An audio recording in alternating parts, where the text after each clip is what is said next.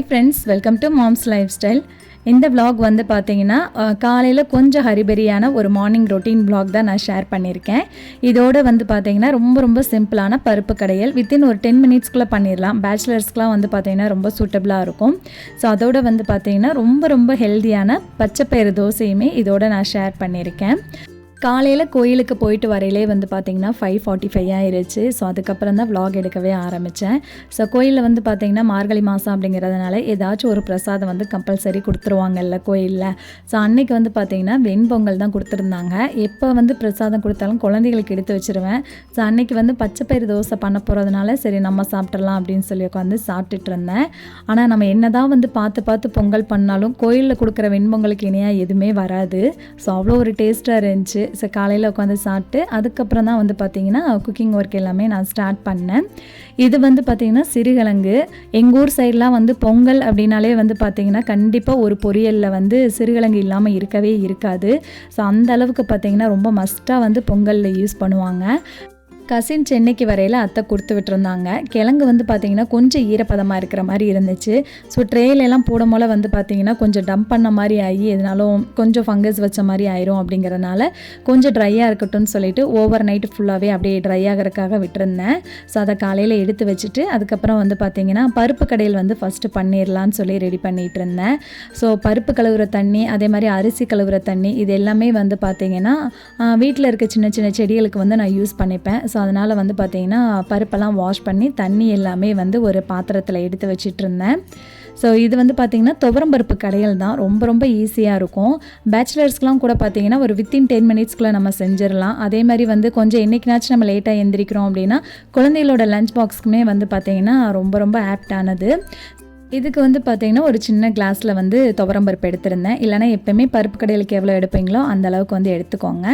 இதோடு வந்து பார்த்திங்கன்னா சின்ன வெங்காயம் வந்து ஒரு 10 வெங்காயம், 2 தக்காளி மீடியம் சைஸில் வந்து எடுத்திருந்தேன். இதோட வந்து 4 பல் பரும்பூண்டு எடுத்திருந்தேன். ஸோ அதனால் அதை கட் பண்ணி சேர்த்துக்கிட்டு 1 டீஸ்பூன் அளவுக்கு பார்த்திங்கன்னா சீரகம், கொஞ்சமாக வந்து 1/4 டீஸ்பூன் அளவுக்கு மஞ்சள் தூள், அதோட வந்து பார்த்திங்கன்னா தேவைக்கேற்ற மாதிரி சால்ட்டு சேர்த்துட்டு 1 டீஸ்பூன் அளவுக்கு பார்த்திங்கன்னா குக்கிங் ஆயில் சேர்த்துருந்தேன். அதோடு வந்து பார்த்திங்கன்னா கொஞ்சமாக புளி சேர்த்துருந்தேன். ரொம்ப ஒரு அரை நெல்லிக்காயிலேருந்து கம்மியான சைஸில் சேர்த்துருந்தேன். ஏன்னா இதுக்கு வந்து லஞ்சுக்கு பேக் பண்ணுறதுனால எதுவும் கெட்டக்கூடாது அப்படிங்கிறனால வந்து பார்த்திங்கன்னா கொஞ்சமாக சேர்த்துருந்தேன்.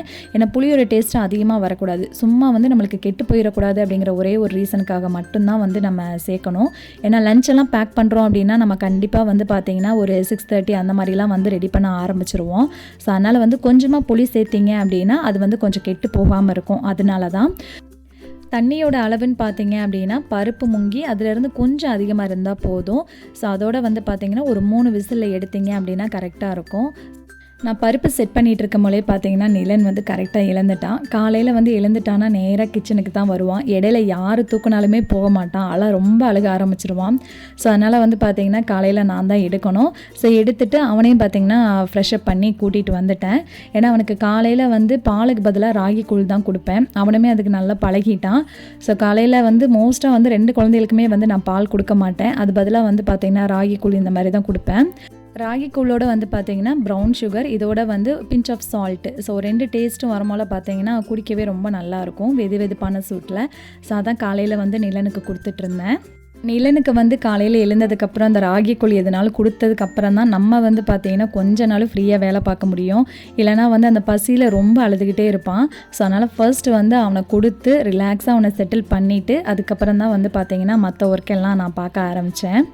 காலையில் பிரேக்ஃபாஸ்ட்டுக்காக பச்சைப்பயிறு தோசை பண்ணலான்னு சொல்லிட்டு நாள் நைட்டே வந்து 1/4 கிலோ அளவுக்கு வந்து பயிரை நனைய வச்சுருந்தேன். ஸோ நைட்டே நனைய வைக்கிறதுனால வந்து பார்த்திங்கன்னா சின்னதாக முளைச்சி வந்திருக்கும். ஸோ காலையில் நம்ம தோசை ஊற்றுறதுக்கு கரெக்டாக இருக்கும். ஸோ அந்த பயிரை நல்லா வாஷ் பண்ணிவிட்டு மிக்ஸி ஜாரில் ஆட் பண்ணிவிட்டு இதோட வந்து பார்த்திங்கன்னா 5-6 பல் பூண்டு, 1 துண்டு இஞ்சி வந்து கம்பல்சரி சேர்த்திங்கன்னா தான் டேஸ்ட்டு நல்லாயிருக்கும்.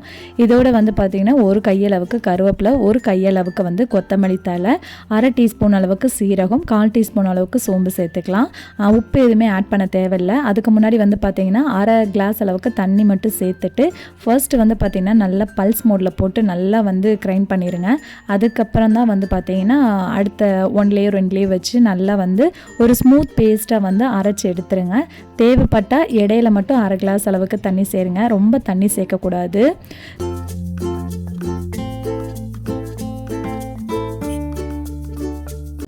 மாவோட பதம் வந்து பார்த்திங்கன்னா இந்த மாதிரி தான் இருக்கணும். ஸோ நல்லா வந்து நைஸாக அதே மாதிரி வந்து பார்த்திங்கன்னா ரொம்ப தண்ணி சேர்க்காமல் இருக்கணும். அதுக்கப்புறம் மிக்ஸி ஜாரை மட்டும் நல்லா வாஷ் பண்ணிவிட்டு அந்த தண்ணி மட்டும் சேர்த்துக்கலாம். அதுவும் வந்து பார்த்திங்கன்னா ஒரு அரை கிளாஸ் அளவுக்கு இருந்தால் போதும். ஸோ மாவெல்லாம் நல்லா அரைச்சிட்டு அதுக்கப்புறம் தேவைக்கேற்ற மாதிரி உப்பு சேர்த்துக்கோங்க. மாவு வந்து பார்த்திங்கன்னா இந்த மாதிரி தான் இருக்கணும் கரெக்டாக. ஸோ இதை வந்து நல்லா மிக்ஸ் பண்ணிவிட்டு ஒரு 1/2 hour வந்து நீங்கள் வச்சிட்டிங்க அப்படின்னா தோசை வந்து நல்லா சாஃப்டாக இருக்கும். ஸோ அதனால் வந்து பார்த்திங்கன்னா பிரேக்ஃபாஸ்ட் செய்கிறதுக்கு ஒரு 1/2 hourக்கு முன்னாடியே வந்து மாவை வந்து ரெடி பண்ணி எடுத்து வச்சுருங்க. அதுங்களே வந்து பார்த்திங்கன்னா பருப்பில் 3 விசில் வந்து ப்ரெஷருமே நல்லா ரிலீஸ் ஆயிருச்சு. ஸோ பருப்பு வந்து பார்த்திங்கன்னா இவ்வளோ தான் தண்ணி இருக்கணும்.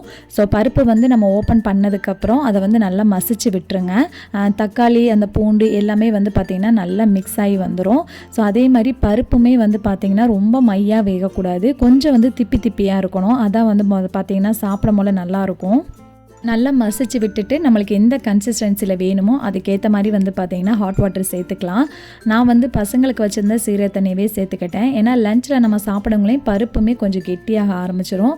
ஸோ அதனால் அதுக்கேற்ற மாதிரி வந்து பார்த்திங்கன்னா நம்ம தண்ணி சேர்த்துக்கிடணும். அடுத்ததாக வந்து பார்த்திங்கன்னா ஒரு சின்ன தாளிப்பு தான். இதுக்கு வந்து பார்த்திங்கன்னா கடுகு, கருவேப்பிலை, ஒரு வத்தல் வந்து 2ஆக கிள்ளி எடுத்திருந்தேன். ஒரு 5 சின்ன வெங்காயத்தை பொடியாக கட் பண்ணிவிட்டு சீரகம் வந்து பார்த்திங்கன்னா கொஞ்சம் அதிகமாக போட்டுக்கோங்க. ஒரு 5-6 வெந்தயம், இது மட்டும்தான் தாளிப்புக்கு. ஸோ இது எல்லாத்தையும் வந்து பார்த்திங்கன்னா நல்லா மிக்ஸ் பண்ணி கொடுத்துருங்க. ஸோ நல்லா வந்து இது ஒரு கோல்டன் ப்ரௌன் கலர் ஆனதுக்கப்புறம் வந்து பருப்பில் சேர்க்கணும். அதளவுக்கு வந்து பார்த்திங்கன்னா நல்லா வந்து வதக்கி எடுத்துருங்க. ஸோ இந்த மாதிரி கலரில் இருக்கணும். இது வந்து பார்த்திங்கன்னா உண்மையிலே ரொம்ப டேஸ்ட்டு கொடுக்கும். பருப்பில் வந்து பார்த்திங்கன்னா ஃபஸ்ட்டே அதிகமாக தண்ணி சேர்த்திங்கன்னா ஒன்று வந்து தண்ணி வந்து அதிகமாக வெளியே வர ஆரம்பிச்சிரும். இன்னொன்று வந்து பார்த்திங்கன்னா நம்ம ப்ரெஷர்லாம் ரிலீஸ் ஆனதுக்கப்புறம் அதை வந்து நல்லா மசிச்சும் கொடுக்க முடியாது. ஸோ அதனால தான் அளவாக தண்ணி சேர்க்கணும்னு சொல்லியிருந்தேன். ஸோ ஃபைனலாக வந்து பார்த்திங்கன்னா இதோட கொஞ்சமாக வந்து கொத்தமல்லி தழை. ஸோ ரொம்ப ரொம்ப டேஸ்ட்டு சூப்பராக இருக்கும். குழந்தைகள்லாம் வந்து பார்த்திங்கன்னா நல்லா விரும்பி சாப்பிடுவாங்க. வித்தின் 10 minutesக்குள்ளே வந்து பார்த்திங்கன்னா சூப்பராக ரெடி பண்ணிடலாம். பேச்சுலர்ஸ்க்குலாம் வந்து ரொம்ப ஆப்டாக இருக்கும். ஸோ காலையில் வந்து பார்த்திங்கன்னா அதை பண்ணிவிட்டு அப்படியே வந்து பிரேக்ஃபாஸ்ட்டுக்கு வந்து தக்காளி வெங்காயம் வதக்கலாம் அப்படின்ட்டு தான் வந்து ரெடி பண்ணிகிட்டு இருந்தேன். பச்சை பயிறு தோசைக்கெலாம் வந்து பார்த்திங்கன்னா தக்காளி வெங்காயம் வதக்கினா ரொம்ப டேஸ்ட் நல்லாயிருக்கும். மோஸ்ட்டாக தேங்காய் சட்னி அந்த மாதிரிலாம் பண்ணுவாங்க. இன்கேஸ் நான் சாம்பார் வச்சுருந்தேன் காலையில் அப்படின்னா சாம்பாரே எடுத்துப்போம். அப்படி இல்லாட்டினா வந்து பார்த்திங்கன்னா மஸ்ட்டு அடுத்த ஆப்ஷன்னா அப்படின்னா தக்காளி வெங்காயம் தான் வதக்குவோம். ஏன்னா டேஸ்ட் சூப்பராக இருக்கும். ஸோ இதுக்கு வந்து பார்த்திங்கன்னா கடாயில் வந்து ஆயில் விட்டு ஒரு 2 டீஸ்பூன் அளவுக்கு விட்டுக்கோங்க. ஃபர்ஸ்ட் இதில் வந்து பூண்டு, பெருஞ்சீரகம், ஸோ அதை நல்லா தட்டி சேர்த்துக்கிடணும். இதோட வந்து கருவேப்பிலை, அதுக்கப்புறம் வந்து பார்த்திங்கன்னா 2 பெரிய வெங்காயம் வந்து பொடியாக கட் பண்ணி சேர்த்துருந்தேன். அதுக்கப்புறம் வந்து பார்த்திங்கன்னா ஒரு பச்சை மிளகாய், ஸோ அதே வந்து நல்லா சேர்த்து நல்லா வதக்கி விட்டுறணும். இந்த மாதிரி நல்லா வதங்கினதுக்கப்புறம் வந்து பார்த்திங்கன்னா 3 தக்காளி பொடியாக கட் பண்ணி நான் சேர்த்துருந்தேன். ஸோ அதே நல்லா மிக்ஸ் பண்ணி கொடுத்துட்டு க்ளோஸ் பண்ணி வச்சுருங்க. ஸோ சிம்மில் நல்லா வதங்கி வந்ததுக்கப்புறம் பார்த்தீங்கன்னா ஒரு அரை டீஸ்பூன் அளவுக்கு மஞ்சள் தூள், இதுக்கு தேவையான அளவுக்கு உப்பு மட்டும் சேர்த்து நல்லா வதக்கி விட்டுருங்க. ஸோ தக்காளி வெங்காயம் வந்து பார்த்திங்கன்னா நல்லா வந்து மசிஞ்சு வரணும், தண்ணி எதுவும் சேர்க்கக்கூடாது. இந்த அளவுக்கு மசிஞ்சு வர ஸ்டேஜ் வந்து கரெக்டாக இருக்கும். ஸோ இதோட வந்து ஆஃப் பண்ணிக்கலாம். தோசையோட மாவு வந்து பார்த்திங்கன்னா இந்த பதத்தில் தான் இருக்கணும். இதுக்காண்டி தான் வந்து பார்த்திங்கன்னா தண்ணி அதிகமாக சேர்க்கக்கூடாதுன்னு நான் சொன்னேன். ஏன்னா தண்ணி அதிகமாக சேர்த்துட்டோன்னா மாவு வந்து ஃபுல்லாக ஓடிடும். ஸோ தோசை வார்த்தோம் அப்படின்னா அதை எடுக்கவும் வந்து ஒட்டிட்டு வராது. ஸோ அதனால் வந்து பார்த்திங்கன்னா கொஞ்சம் அளவாக தான் இருக்கணும் தண்ணி. மிக்ஸ் பண்ணி கொடுத்ததுக்கப்புறம் வந்து பார்த்திங்கன்னா தண்ணி எல்லாமே கீழே செட்டில் ஆகிட்டு மேலே வந்து பார்த்திங்கன்னா மாவு இருக்கிற மாதிரி இருக்கும். அதனால் வந்து தோசை ஊற்றுறதுக்கு முன்னாடி நல்லா மிக்ஸ் பண்ணி கொடுத்திங்கன்னா தான் வந்து கன்சிஸ்டன்சி கரெக்டாக வரும். ஸோ பசங்களுக்கு மட்டும் வந்து பார்த்திங்கன்னா நெய் விட்டு கொடுத்துருந்தேன். ஸோ இந்த மாதிரி வந்து நல்லா ஊற்றிட்டு அதை வந்து பார்த்திங்கன்னா லிட்டு போட்டு சிம்மில் வைக்கணும். ஏன்னா வந்து இது பருப்பு பார்த்திங்களா, ஸோ அதனால் நல்லா குக் ஆகணும். அதனால் சிம்மில் வச்சுட்டு நீங்கள் எடுத்திங்கன்னா ரொம்ப கரெக்டாக இருக்கும். தோசையும் வந்து பார்த்திங்கன்னா அழகாக வந்துடும். நம்ம எடுக்கிறதுக்கே கஷ்டமே இல்லாமல் எடுத்துடலாம். ஸோ தோசையும் வந்து பார்த்திங்கன்னா ரொம்ப ரொம்ப ஹெல்தியானது, நல்ல ஹை ப்ரோட்டீனான தோசை. டேஸ்ட்டு வந்து பார்த்திங்கன்னா சூப்பராக இருக்கும். இது மாதிரி இந்த தோசை ஊற்றினோன்னே நம்ம நார்மல் தோசை சாப்பிட்ற மாதிரி உடனே வந்து அந்த சூட்லேயே சாப்பிடக்கூடாது. ஏன்னா கொஞ்சம் வந்து கண்டிப்பாக வந்து பார்த்திங்கன்னா இந்த தோசை ஆறியாக ஆகணும். இல்லைனா நீங்கள் என்ன தான் வந்து நல்லா வேக வச்சு எடுத்தாலும் தோசை கொலன்னு இருக்கிற மாதிரி இருக்கும். ஸோ அதனால் ஃபர்ஸ்ட் டைம்லாம் ட்ரை பண்ணும் போல் வந்து பார்த்திங்கன்னா தோசை வார்த்துட்டு அதோட சூடு ஃபுல்லாக செட்டில் ஆனதுக்கப்புறம் நீங்கள் எடுத்தீங்க அப்படின்னா கரெக்டாக இருக்கும். ஸோ இந்த மாதிரி தான் வந்து வரும் தோசை. நீங்கள் வந்து அதை பிச்சு எடுக்கும் போல் சூட்டோடு எடுத்துட்டிங்க அப்படின்னா கண்டிப்பாக கொலன்னு தான் இருக்கும். ஸோ நல்லா ஆற வச்சு எடுத்திங்கன்னா கரெக்டாக இருக்கும். தோசை ஊற்றி கொடுக்கும்போதே வந்து பார்த்திங்கன்னா நிலனுக்கு வந்து கம்பல்சரி சைடில் ஊற்றியே ஆகணும். ஏன்னா அவங்க அக்கா கூட சேர்ந்து காலையில் சாப்பிடுவான். ஸோ அதனால் பசங்க 2 பேர்த்துக்குமே தோசை கொடுத்துட்டு நிதுவையும் வந்து பார்த்திங்கன்னா பாப்பாவை ஸ்கூலுக்கு அனுப்பி விட்டுட்டேன். அதுக்கப்புறம் தான் வந்து நான் காலையிலே வந்து பார்த்திங்கன்னா பருப்பு, அரிசி கழுவுன தண்ணி எல்லாமே எடுத்து வச்சுருந்தேன்ல. ஸோ அதை தான் வந்து பார்த்திங்கன்னா செடிகளுக்கு வந்து ஊற்றிட்டு இருந்தேன். ஸோ வீட்டில் வந்து பார்த்திங்கன்னா ரொம்ப பெருசாலாம் செடி இல்லை, 2 மணி பிளான்ட் வச்சுருக்கேன். அது போக வந்து பார்த்திங்கன்னா 1-2 செடியெல்லாம் வந்து இப்போ தான் வந்து கொஞ்சம் பதியம் போட்டு வச்சுருக்கேன்.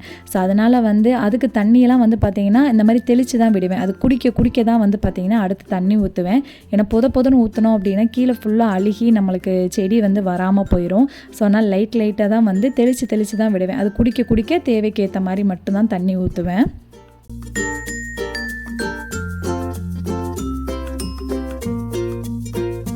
இது மாதிரி மணி பிளான்ட்டுக்கெலாம் வந்து பார்த்திங்கன்னா நம்ம கீழே தண்ணி ஊற்றிட்டு செடி முழுக்க வந்து நீங்கள் நல்லா தண்ணி விட்டிங்கன்னு வச்சுக்கோங்களேன்.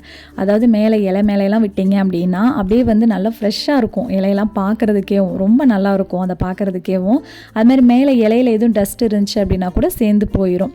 ஸோ அதனால் நான் எப்போயுமே வந்து பார்த்திங்கன்னா கீழே தண்ணி விட்டுட்டு மேலே இலை ஃபுல்லாகவே வந்து பார்த்திங்கன்னா தண்ணி தெளித்து விட்டுருவேன். ஏன்னா அதை பார்க்கும்போதே வந்து நம்மளுக்கே வந்து நல்லா ஃப்ரெஷ்ஷாக இருக்கிற மாதிரி இருக்கும். இந்த மணி பிளான்ட் வந்து பார்த்திங்கன்னா என் மாமனார் வந்திருந்தப்போ அவர் தான் வச்சு கொடுத்தது. ஸோ செடி வந்து பார்த்திங்கன்னா நல்லா வந்து மேலே படர்ந்து வந்துருச்சு. ஸோ இனி வந்து பார்த்திங்கன்னா ஃபுல்லாக பால்கனி மேலே நல்லா ஏற்றி தான் விடணும். இப்போயே வந்து நல்லா மேலே வரைக்கும் வந்துருச்சு. ஸோ இதில் தண்ணி ஊற்றுனதுக்கப்புறம் பாருங்களேன், செடியே வந்து பார்க்குறக்கு அவ்வளோ நல்லா இருக்கும். அதோட அந்த லீவ்ஸ் எல்லாம் வந்து ரொம்ப நல்லாயிருக்கும் பார்க்குறதுக்கு. ஸோ இந்த 2 மணி பிளான்ட் தான் வந்து பார்த்திங்கன்னா ஓரளவுக்கு க்ரோத் ஆகி இருக்குது.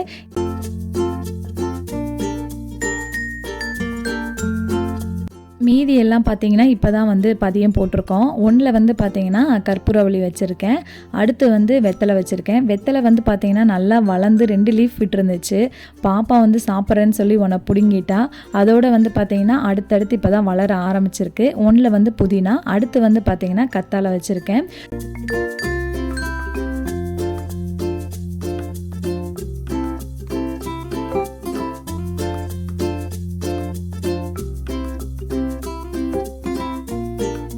கற்றாழையுமே வந்து பார்த்திங்கன்னா ஓரளவுக்கு வந்து உயிர் பிடிச்சிருச்சு. அடுத்து வந்து பார்த்திங்கன்னா மருதாணி தான் வச்சுருந்தேன்.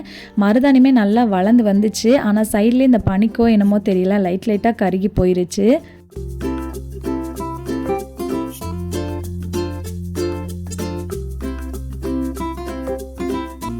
செடியெல்லாம் பார்த்திங்கன்னா இன்னும் கொஞ்சம் நல்லா க்ரோத் ஆனதுக்கப்புறம் தான் வந்து பெரிய பாட்டில் மாற்றணும். ஸோ இதோட இந்த vlog முடியுது. இந்த வீடியோ பிடிச்சிருந்தா லைக் பண்ணி சேனலை மறக்காமல் சப்ஸ்கிரைப் பண்ணிக்கோங்க. பாய்.